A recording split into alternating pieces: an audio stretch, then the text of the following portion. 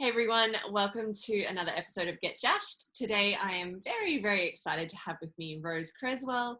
Rose is a mental health clinician and master social worker, having completed her master's this year, and is genuinely one of the loveliest people that I have met. So Rose works a lot in mental health and trauma, and I definitely wanted to bring her on for that reason, to talk more about that, how we communicate around trauma in particular, and hopefully create a little bit more of a way to cultivate empathy around these areas. So thank you so much for joining me, Rose.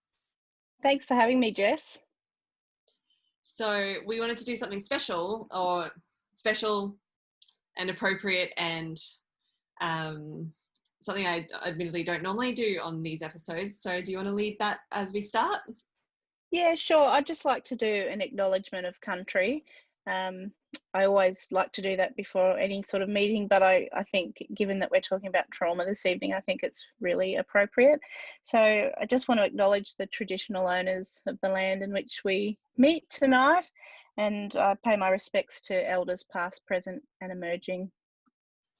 Thank you so much. I just got like goosebumps down the back. Thank you.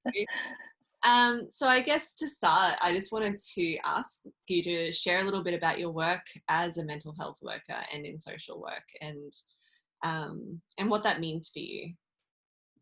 So I've always worked in human services all my adult life, but for about the last 5 or so years, I've worked in mental health, and I've absolutely fallen in love with the field because I think there's just so much we can do as clinicians or supporters for people who are unwell, and we don't have to have multiple degrees, or we don't have to have all the theory in the world. We just need to be able to connect with people and really care for people.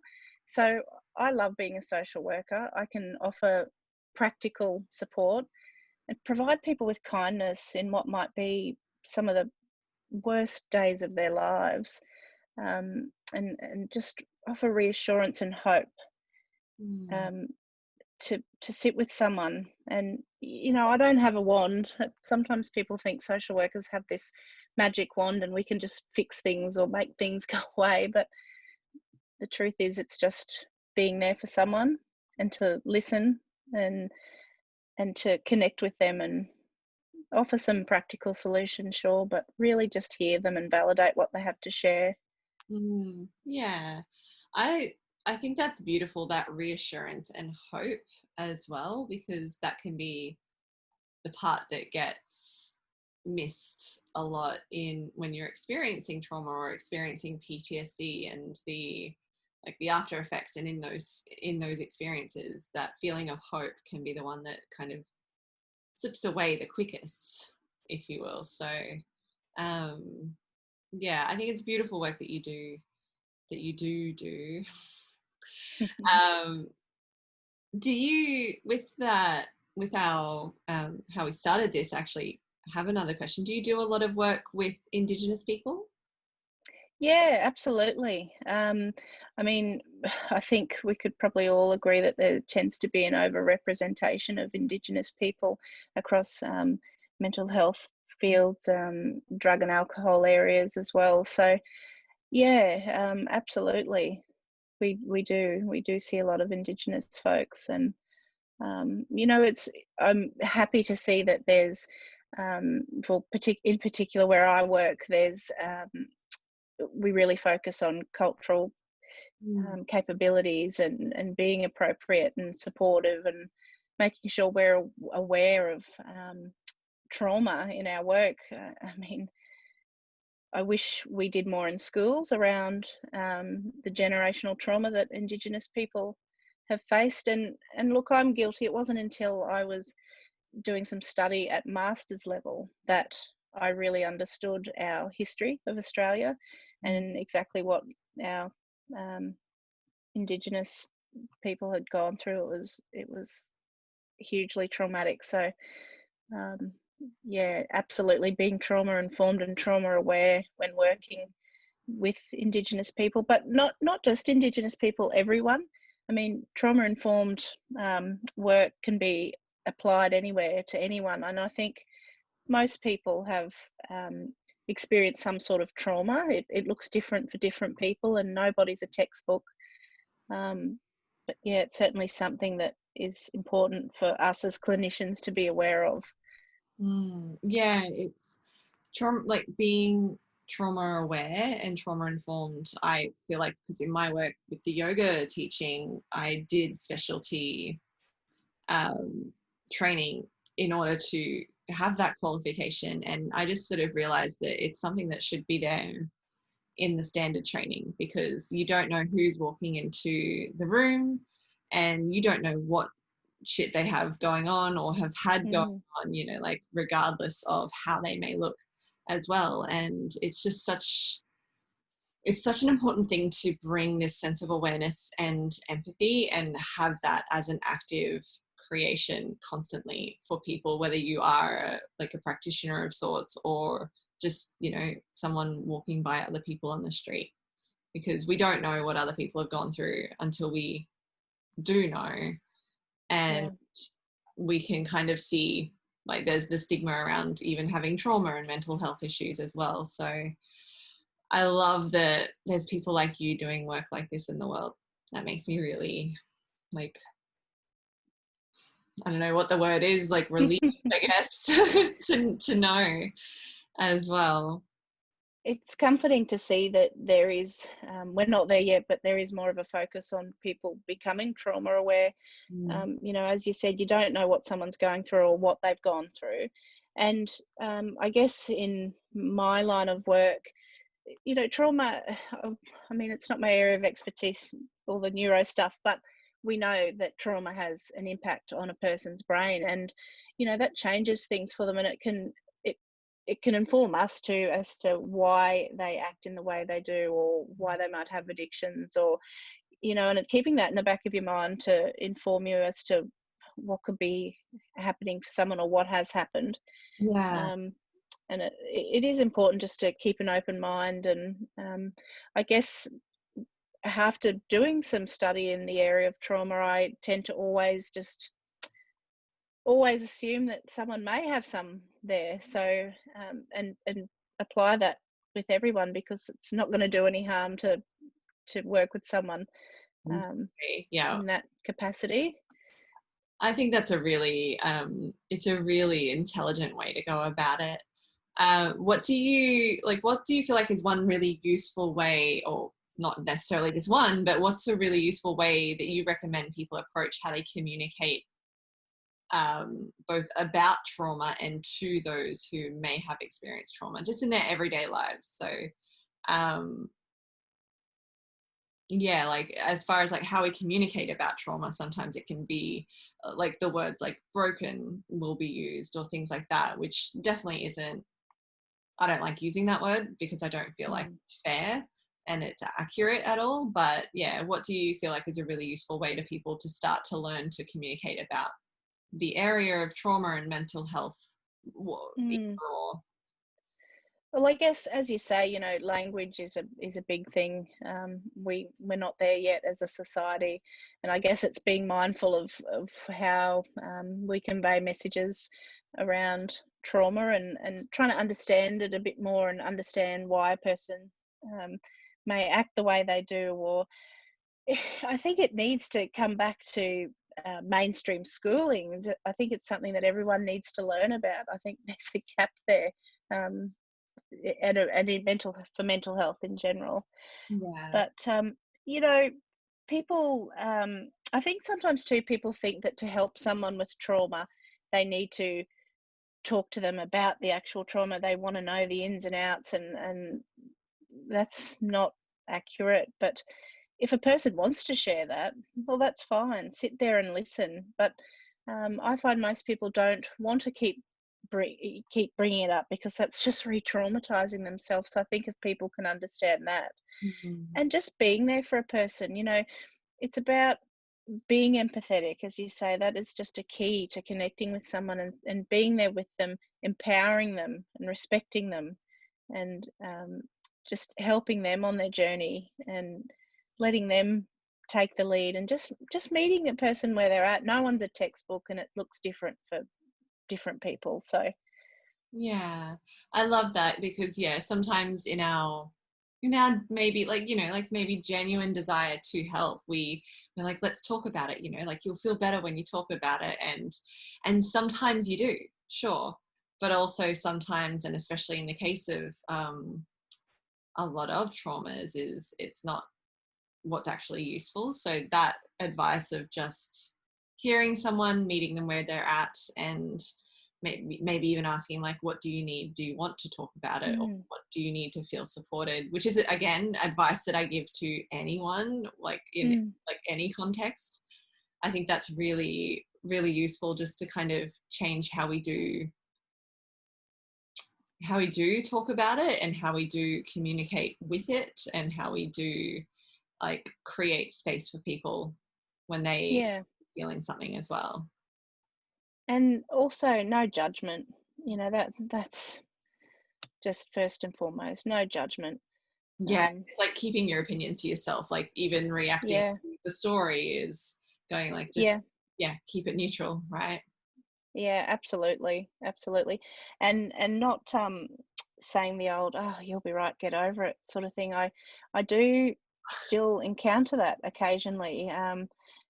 When there's, some people do like that awareness or insight around this sort of thing. So I It's think, so minimizing to someone's experience as well too. yeah. And I know, because I follow a lot of Brene Brown, like she's kind of just like my queen.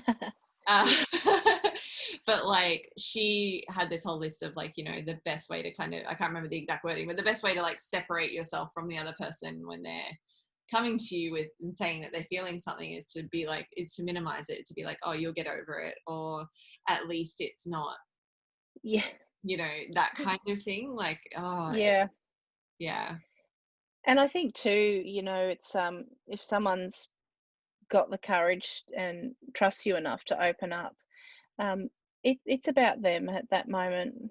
They don't want to hear your stories at that time. I mean, maybe there's a place for that where, you can share, hey, I went through something similar, Yeah. and for me, this is what helped me, or but as a professional, of course, you know, this is about them, and remembering that.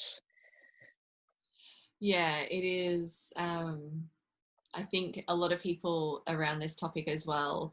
I think in communication in general, it's part of the reason why I started this whole podcast series itself, was to normalize learning to communicate better. And like, you don't have to be in any particular position to do so. Like any kind of work, you can just learn. Is we can get so caught up in the fact that we're not trained professionals as well, that we're like, well, I don't know what to say, I'm going to screw up. And there is like, definitely the balance, as well as there's people that just will say what they want without consideration either, and that's arguably more dangerous. But like, we get so caught up in the and this is generalizing when I say we, but I've had moments even where I've gotten caught up and I'm like, well, I'm not qualified enough to even hold this faith. Like, what do I do with this, that kind of thing, like at times in the past. And it stops us from even connecting at all. Like, it's sort of like, Mm, not that it's too hard, but it's too, we don't know what to do, and we don't know what yeah. to say, and we're like, well, I better not say anything, because I don't want to say the wrong thing. Yeah, and I think there's a lot of people in that who feel that way. They think, "Oh God, I don't know what to say. I don't want to make things worse." And I guess that's the beauty about what you can offer a person, is that you don't need specialized training to be able to, as you say, hold that space for someone who is experiencing trauma. It's simply just to sit there alongside them and say, "Look, I'm here for you. If you want to talk, you can." Mm. Um, I can offer you practical help, or I can help support you to link with a professional to talk, or it doesn't have to be, you don't have to be brilliant to offer someone help. Yeah, I think that's really, really good advice. Um, what do you love most about the work that you do?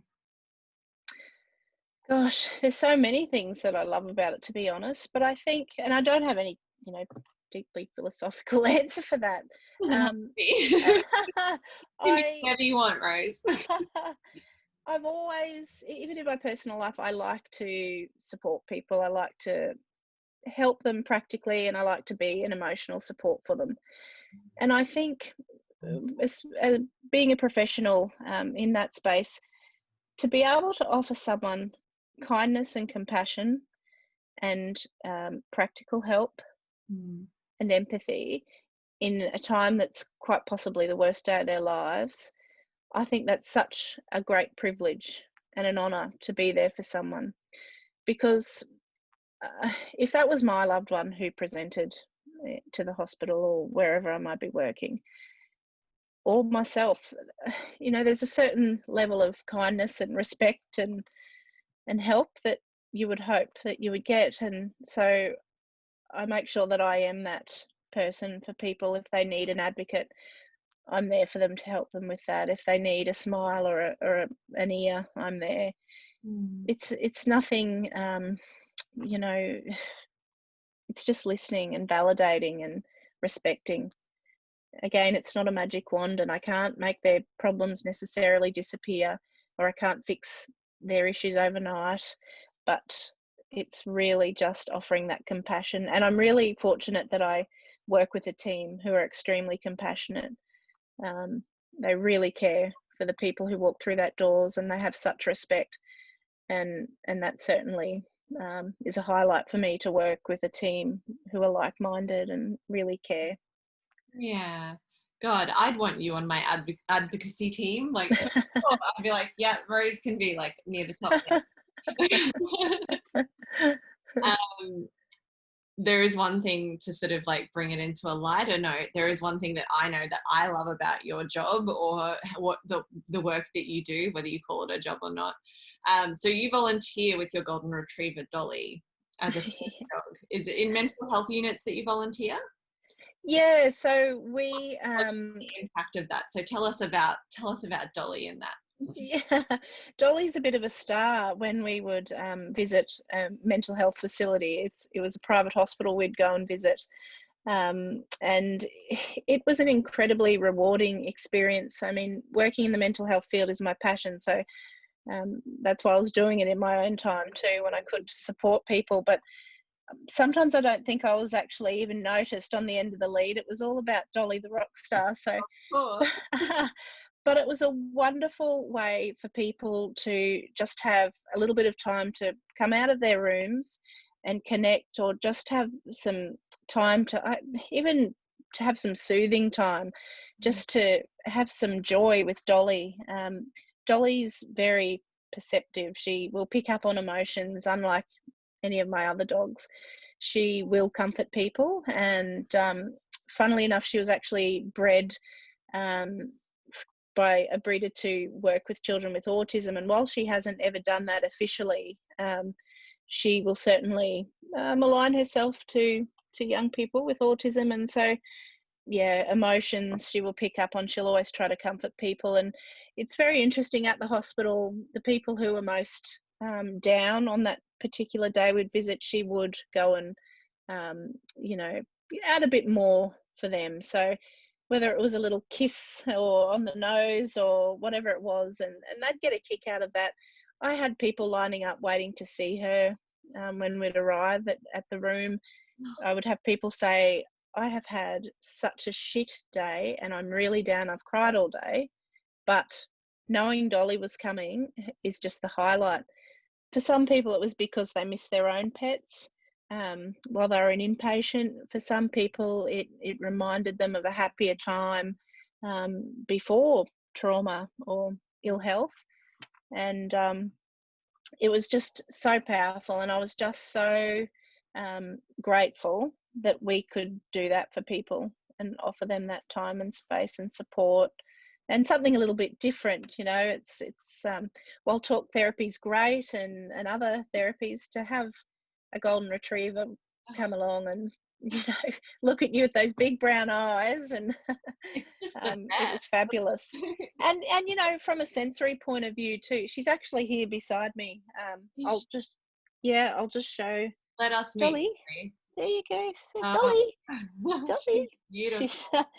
She yeah, just this a sensory modulation offering too. She's got this soft fur or this Yeah, nice soft tummy, and that was really wonderful for people too. So it was really a real privilege to do that. yeah, it is. It's so beautiful, and I know that like people know the I mean, of course, people know the beauty of dogs. Like they know the love of dogs, but to know that, like, to have the reminder of how powerful pets in Mm, general, like how powerful animals are in that way, and how healing it can be. And I imagine for people in those wards as well, like because the dog, like the Dolly's not asking questions. She's yeah, not. yeah, She's definitely not judging. She no, she's just there to love. Like there's just, yeah, it fills that space of like unconditional love, I imagine, especially yeah, when people may not be feeling it for themselves either.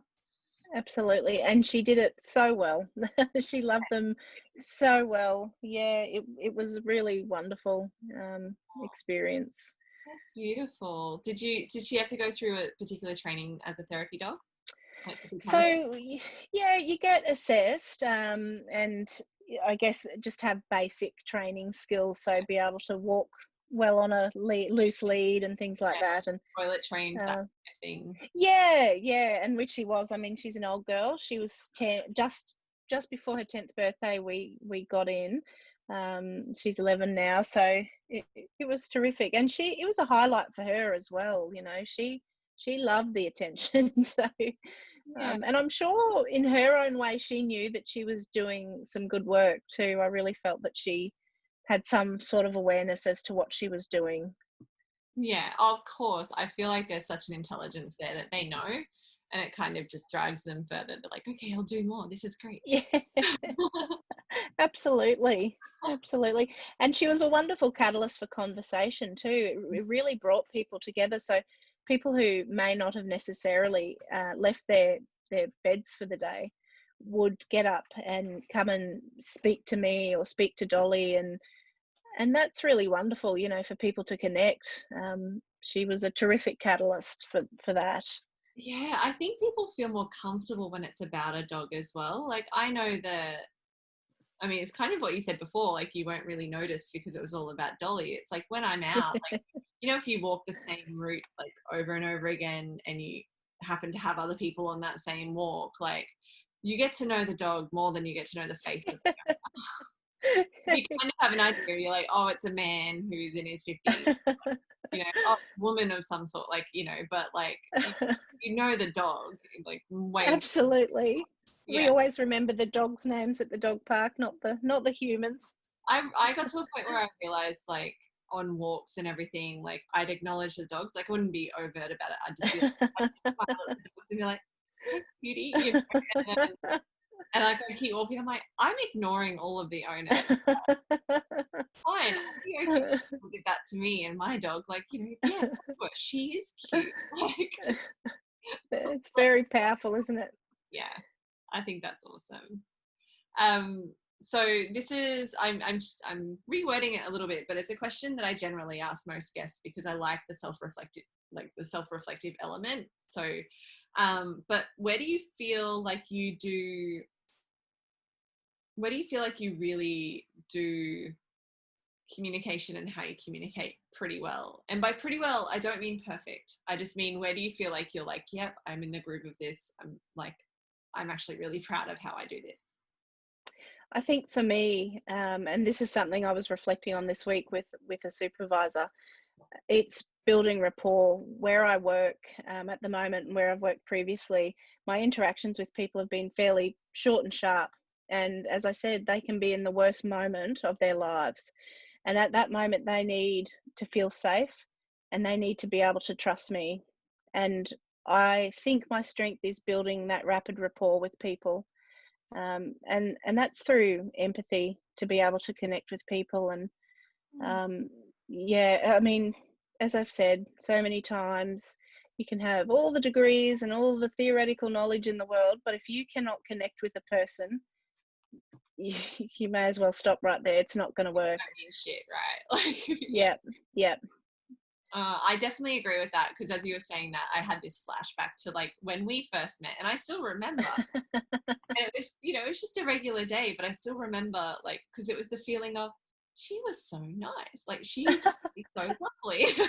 Likewise, I thought the same about you, and I think that's definitely a strength of yours as well. That really Oh, welcoming and sincere thanks. disposition. It's lovely. Yeah. And the follow on from that question, there's like a two-part follow on. One is, where do you feel like you have room for improvement? But it doesn't mean that you're doing it wrong. It just means that, like, what's something that you would like to work on as a skill for you in that area? I would say everywhere, to be honest, because I think we can always learn, we can always improve, um, whether it's working with people, talking with people, or writing reports. I think it doesn't matter how experienced or how much skill or knowledge you've got. The moment we think that we're an expert or that we've learnt it all, we get complacent, and that's no good to anyone. If you want the best for your patients or clients, you've got to be open to reflecting and critiquing yourself, and learning. There's always room for improvement, and I would say that's just across everything, not Yeah. just one thing in particular. Yeah. Because I think as a professional, if you get to that point of thinking you've learnt it all or know it all, then there's risk of arrogance, and that's, I'm not a fan of that at all. And I have seen it, in various places where I've worked, and your clients or patients don't get the best when people are at that point. So, and again, I'm really lucky to work with a team who are open to learning, no matter how experienced they may be. And that's not just, allied health co-workers, that's even the psychiatrists or clinical nurses and consultants there. It's great. So we, can bounce off each other and learn from each other, and I guess mentor each other, or you never stop learning. That's the key. Be And open to it. I think that's beautiful, because especially in a workplace, I feel like that that does a lot for the culture when everyone's kind of still open to learning. Like, I've worked in workplaces where, let's say, arrogance ruled the land. And I don't really gel well with arrogance either. Like, yeah, and it doesn't gel, like, they don't gel well with me. But like, when everyone is still open to learning, and the realization of, yes, like, you can own, which is why I ask it in that order, because you can own what you're good at. And I feel like people should own what they're good at. Like, you can absolutely, but also be open to, yes, but I can learn more. Absolutely. Yes, there is always more to learn. Like, this hasn't ended yet. Yeah, 100%. We never stop learning. And I think, I've got to credit my patients or clients. They're so courageous in what they share with us and what they let us get involved with in their lives. And we learn so much from them. We really do. Yeah. Yeah, it's a certain kind of vulnerability, which is my twist on the last question, is, do you, like, where and how and what and whatever, like, do you feel like vulnerability should be more of an embraced thing in the world? Yeah, well, I think I agree with your goddess Brene on Yeah. that. Um, Definitely, I think to grow and to, we need to be vulnerable and take the leap of faith and just put ourselves out there, Mm. um, to learn. And I mean, and I think I quite often, as I said before about patients and their courage, it's a big thing to let someone into their lives at those moments where they are so vulnerable, when they're unwell, or whatever's happening for them. And I think we can take a leaf out of their book and um, really learn and grow ourselves in that regard. Mm. Ah, And I think I was talking with a patient the other day, and she'd been through a hell of a lot. She was someone who had complex trauma. And I said to her, "You are just incredible, for showing up." She was really trying to move forward and take control of her life and start taking some steps to care for her to get on track. And one saying I read recently, which I shared with her, was, "If you can survive the trauma, you can certainly survive the recovery." Oh, And she took that away, and she really liked that. So that's beautiful. I feel like this whole conversation has just allowed more of that, the all important recognition of those who are experiencing or do experience trauma, that there is fucking courage there. Like, there is so yeah, much courage required absolutely. to show up. Um, so hopefully that helps to maybe remove a little bit of judgmentalness in the world around, like, Yeah, why don't people just go get help? It's like, because it requires a shit load of courage, yeah, and yeah, sometimes absolutely. you always know where to start to get help, right? So Yeah. And mm, and I guess, Jess, if there's, two things to finish on, is there is help. Even though it's hard to take that first step, it's bloody hard. mhm. Um, there is help and there is hope. Oh, Rose. Yes, there is, like, Yeah, even on the basic level of, like, if you don't have someone you can go to and you don't know where to start, like, there is Lifeline, there is Beyond Blue, like, there are those, yeah, like, you can call up and ask them and they can direct you. Like, that's the very basic, like, there is always someone there. 100%. There's always someone there, and you know, um, you won't be judged if you go and see a professional. You're not going to be judged. Mhm. And look, there's you'll find that a lot of people who do this work have their own lived experiences of trauma or mental illness. So it's that not assuming, Yeah, exactly. or judging people, thinking, oh, they've got the perfect life, or No, there's a, yeah, you just never know.